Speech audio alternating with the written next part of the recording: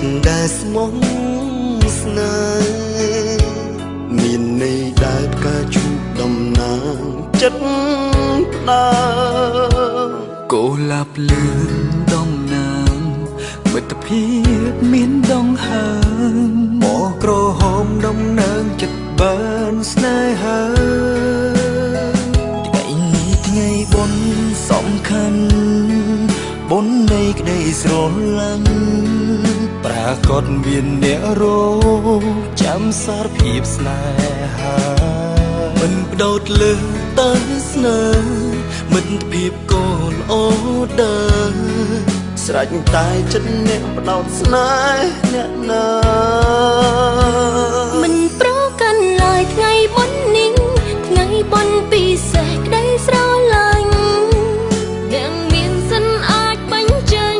ពីចិត្តបើអ្នកស្រឡាញ់អ្នកណាមួយសំទងបន់ដោយអើយហួថ្ងៃសារភាពចេញពីហឫទ័យធូរទ្រ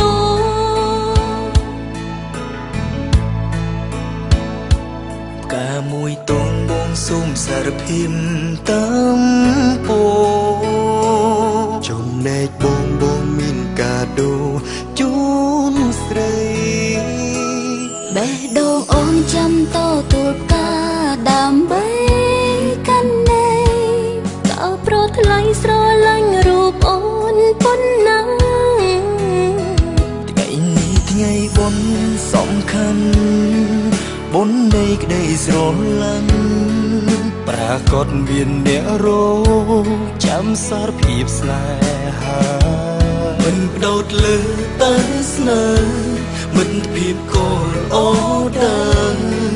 ស្រេចតែចិត្តអ្នកបដោតស្នេហ៍អ្នកណាមិនប្រកាន់ឡើយថ្ងៃបុណ្យនេះថ្ងៃបុណ្យពិសេសក្តីស្រឡាញ់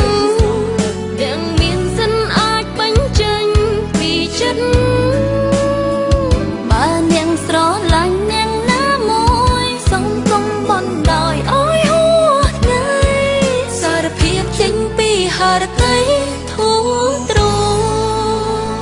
ពួកយើងសុនមានបេះដូងដូចគ្នា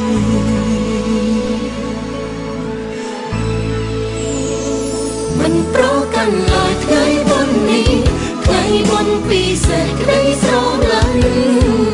អ្នកមានសិនអាចបញ្ចេញពីចិត្ត